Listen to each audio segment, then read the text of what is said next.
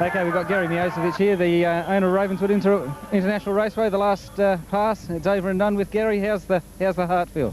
Well, it's a huge thing. 30 years of drag racing here with all our friends, all our fans, all our sponsors. It just doesn't get much better than that. And I've just bumped into a couple of people and there's some tears in the eyes out there. Truly an emotional day. A great way to finish with Rochelle Splatt running like she did earlier with the 5.15. Finish with the Greene Machine, absolutely awesome. Dobbo was pedalling it the whole way down. He's a fantastic driver also. Everyone here tonight was really giving their best shot for the last night at Ravenswood International Raceway. And to have Graham Kirith here from the state government, he's the Minister for Planning. He's worked so hard for this new facility for nearly as long as I have. I've been on this project 5.5 years, and I think he's personally been on it about 3 years.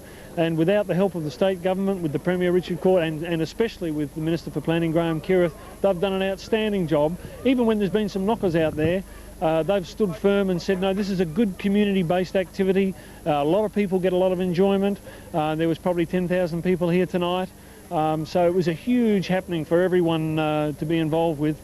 And I'm, for one, proud, and I'm going to celebrate with all the guys back in the pits there tonight. And I think the sun will come up before we even look like being finished with the celebrations, before we have a sleep. I know earlier on tonight we've actually spoken to Charlie Marchant, did the first ever pass down the strip here when the strip was first opened in '69. We've also spoken to Alan Green, Alan Dobson doing the final pass, numerous other people in between, and we'll have that coming to air for the viewers over the next few weeks. And thanks for your help and assistance and enable us to come down here and be part of Ravenswood's history. Well, I have to say I've been watching your show and I love it, and it's great that drag racing is part of the Cruizin deal, and it's just fantastic. I mean, you're right about Charlie Marchant. He's been around. I used to watch him before I started racing, and he was one of the legends. And Alan Green, of course, with the Greene Machine. You featured Alan the other night on the show. I just think this is a really nostalgic thing that we're going through here. It's a piece of history, never to be repeated in our lifetimes anyway. And Ravenswood International Raceway has gone out. Even last meeting, when Victor Bray ran that 233-mile-an-hour pass, Ravenswood International Raceway is the fastest sedan track anywhere in the world. So it's something we can really be proud of. Okay, I know over the last couple of weeks, while we've been putting all this Ravenswood footage together, we've been through numerous tapes, numerous guys have helped us there, Bob Campbell, Chris Mills, Steve Eagleson, the names go on and on and on. And there was a couple of Veeam rowers that kept on popping up, another funny car that kept cropping up with yourself in there. Yeah, and then we followed that with the jet truck a bit later on and things like that. So yeah, I've had my fair share of great times at Ravenswood, and it's probably going to get harder as the night goes along for us all to think pretty straight, but it's been a great show, a great way to finish 30 years of history.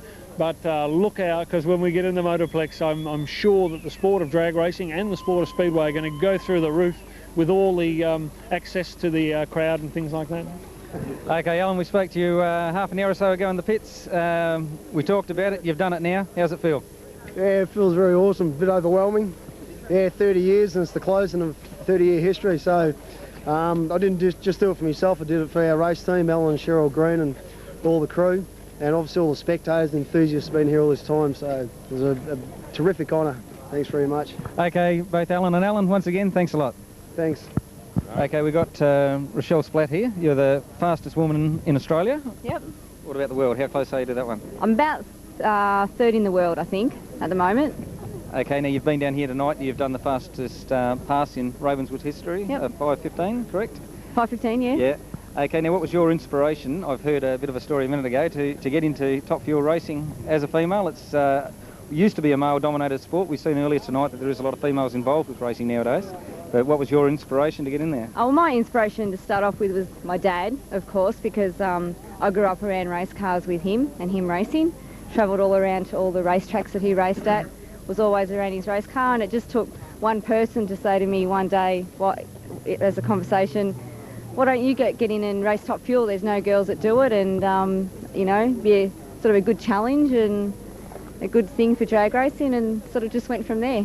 And you've loved every step of the way? Oh yeah, loved every minute of it. Okay, now I know you've got sponsors, you've got teams and everything that keep you running. Yep. How much of your success do you owe to your race team and your sponsors? I owe my success to my race team 100%. I mean, the race car gets given to me on when I go out and race by the race team. They do all the hard work in the pits, away from the pits when we're at home in the garage. They do all the really hard work, and then I come to the racetrack and I get in and drive. So basically I owe my whole successful career to my crew, and of course my sponsors for giving me the budget to be able to you know, put the work and the money into the race car as well. Yeah, it's not the sort of thing you could really sort of run on a shoestring budget, is No. it? But I know we spoke to Pauline Nicholson on the show a few weeks ago, and you say you just sort of get in and drive the car, but there's a little bit more to it than that. There's a lot of tactics involved. There's a lot more to it than just sort of waiting for a light to turn green and shooting down a straight line. Well, I just involve myself in the driving part. I let all the guys do the technical, mechanical, you know, computer part in the pits, and I basically try not to concentrate on that, and I concentrate on making myself a good driver and my good reaction times. So that's sort of my job that I do for them. So, I mean, because I've been around it for so long, it's not a hard job as long as I concentrate on it. But it's certainly an enjoyable job. Yeah, it is. And I think there's probably still about 1,000 people standing around here that would take you up on the opportunity that you're retiring to jump into that driver's seat tomorrow? Yeah, I think so. Okay, and you say you owe a lot of your inspiration to getting into it to your father, Ian. I'd like to have a word to us as well, Ian. Now, as I say, Rochelle's down here on the final meet of Ravenswood. You actually also ran here on the very first night meet that was held at Ravenswood. 72, I think it was. 72, yep. Yeah. And that was back in the old Bounty Hunter? Definitely the old Bounty Hunter, yeah. We come over. Ravenswood wasn't even like this then. It was like a bit of a strip in the middle of a paddock. And I was 2 years old. And last week's show we actually showed or spoke to some of the people that were behind the setting up initial building of Ravenswood with Rod Murray, Shane O'Sullivan and so forth. Yeah. It has come a long way since then, and what sort of times were you running back in the Bounty Hunter in those days? Oh, I can't even remember that. I think it was like 756s, something like that, 840s, you know, like it was just depending on the track and the conditions at that time. Well, I think Rochelle, when she first went out and done her first pass, second pass, she ran faster than I ever had. Steve Eagleson says the same about his daughters too.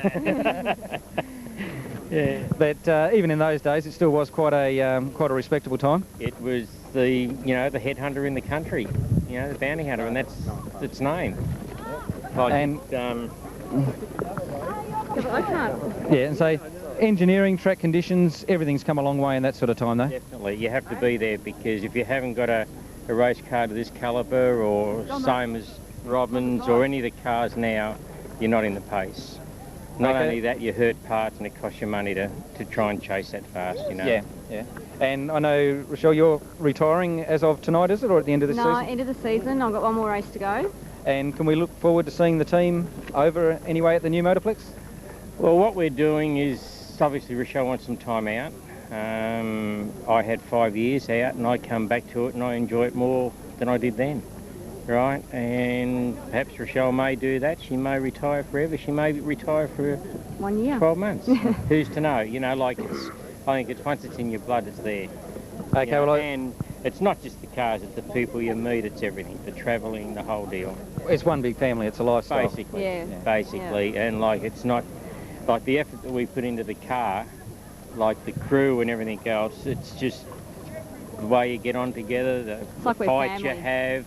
Everything, you know, it's a whole combination of the whole deal. Yeah, and it's nice to see a winner. Yes, that's right. It's always good to be a winner. Yeah, exactly. And on behalf of everyone, I think, in WA and throughout drag racing in Australia, thanks for coming over.